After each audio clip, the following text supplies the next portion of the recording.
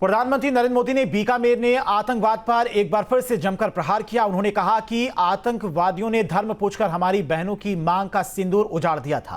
वो गोलियां पहलगाम में चली थी, लेकिन उन गोलियों से 140 करोड़ देशवासियों का सीना छलनी हुआ था। हमारी तीनों सेनाओं ने मिलकर ऐसा चक्रव्यूह रचा कि पाकिस्तान को घुटने टेकने पर मजबूर कर दिया। 22 तारीख के हमले के जवाब में हमने 22 मिनट में आतंकियों के 9 सबसे बड़े ठिकानों को तबाह कर दिया। हमारी सरकार ने तीनों सेनाओं को खुली छूट दे दी थी।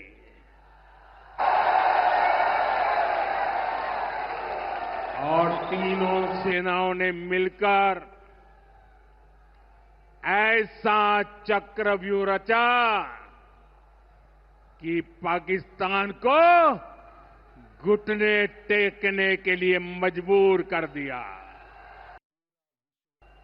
22 तारीख के हमले के जवाब में हमने 22 मिनट में आतंकियों के 9 सबसे बड़े ठिकाने तबाह कर दिए।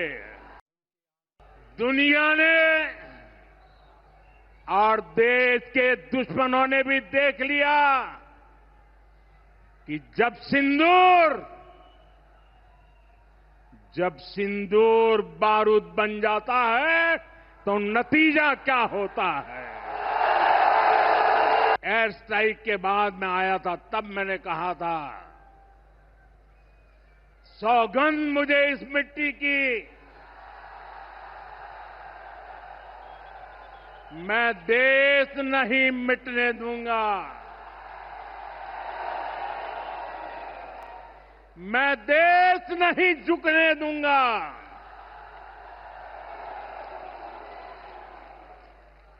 आज मैं राजस्थान की धरती से मैं देशवासियों से कहता हूं,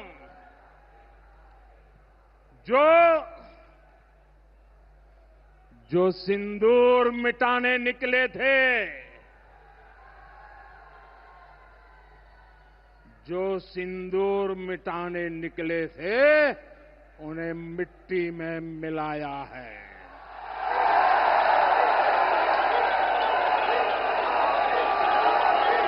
जो हिंदुस्तान का लहू बहाते थे, आज कतरे कतरे का हिसाब चुकाया है। जो सोचते थे भारत चुप रहेगा, आज वो घरों में डूब के पड़े हैं। जो अपने हथियारों पर घमंड करते थे, आज वो मलबे के ढेर में दबे हुए हैं। ये शोध प्रतिशोध का खेल नहीं, ये न्याय का नया स्वरूप है। ये ऑपरेशन सिंदूर है। ये सिर्फ आक्रोश नहीं है, ये समर्थ भारत का रौद्र रूप है। यहां से कुछ ही दूर सीमा पार पाकिस्तान का रहीम यार खान एयरबेस है। पता नहीं आगे कब खुलेगा। आईसीयू में पड़ा है। भारत की सेना के अचूक प्रहार ने इस एयरबेस को तहस नहस कर दिया है। साथियों, पाकिस्तान के साथ न ट्रेड होगा न टॉक। अगर बात होगी तो सिर्फ पाकिस्तान के कब्जे वाले कश्मीर की, पीओके की। और अगर पाकिस्तान ने आतंकियों को एक्सपोर्ट करना जारी रखा तो उसको पाई पाई के लिए मोहताज होना होगा। पाकिस्तान एक बात भूल गया।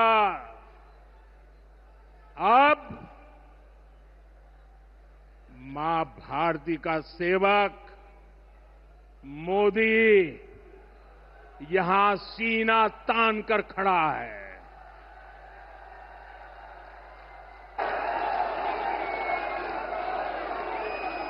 मोदी का दिमाग ठंडा है, ठंडा रहता है, लेकिन मोदी का लहू गर्म होता है।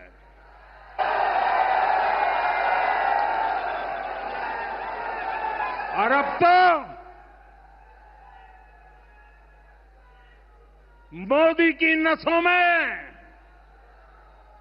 लहू नहीं, गरम सिंदूर बह रहा है।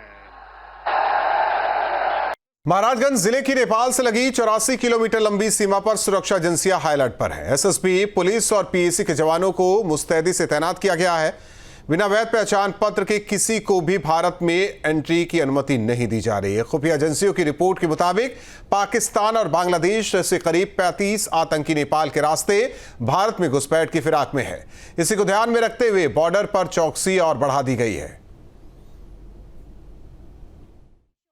अभी जैसा आपको पता है कि हिंदुस्तान और पाकिस्तान के बीच में माहौल बहुत ज़्यादा अच्छा नहीं है, काफ़ी तनावपूर्ण माहौल है। और इस माहौल में कोई भी अनवांछित आदमी कहीं भारत और नेपाल की खुली सीमा को देखते हुए उसका गलत फायदा न उठाते हुए कोई अंदर न घुस जाए, उसके लिए हम 24/7 तत्पर रहते हैं। हमें एक स्पेसिफिक इनपुट मिला है हमारे हायर हेडक्वार्टर से, जिसमें कि करीब 35 से 37 लोग जो कि बांग्लादेशी और पाकिस्तानी नागरिक हैं, वो बांग्लादेश से नेपाल में क्रॉस ओवर कर गए हैं। वो अब इस फिराक में है कि कहीं न कहीं खुली और पोरस बॉर्डर होने की वजह से नेपाल से वो इंडिया में घुसपैठ करने की कोशिश करेंगे, जिसको कि हम तुरंत ही पकड़ने की कोशिश करेंगे। ऑपरेशन सिंदूर के बाद बौखलाया पाकिस्तान। अब नेपाल के रास्ते बांग्लादेशी संदिग्धों के साथ पाकिस्तानी संदिग्धों को भारत भेजने की फिराक में जुट गया है, ताकि भारत में बड़ी घटना को अंजाम दिया जा सके। सुरक्षा एजेंसी हेडक्वार्टर से मिले इनपुट के बाद इसका खुलासा सशस्त्र सीमा बल के 42वीं वाहिनी के कमांडेंट गंगा सिंह ने करते हुए कहा कि इनपुट मिला है, इसको लेकर नेपाल सीमा से सटे जंगल, झाड़ियों और पगडंडी मार्गों पर कॉम्बिंग की जा रही है। तस्वीरों के माध्यम से देख सकते हैं कि यहां पर सुरक्षा एजेंसियां अलर्ट मोड पर हैं। भारतीय सीमा में प्रवेश करने वाले लोगों की गहनता से जांच की जा रही है, उनके पहचान पत्रों का मिलान किया जा रहा है, उसके बाद ही उन्हें भारतीय सीमा में प्रवेश दिया जा रहा है। भारत नेपाल के अंतर्राष्ट्रीय सीमा सोनौली बॉर्डर से ब्रजेंद्र पांडे, न्यूज स्टेट, उत्तर प्रदेश।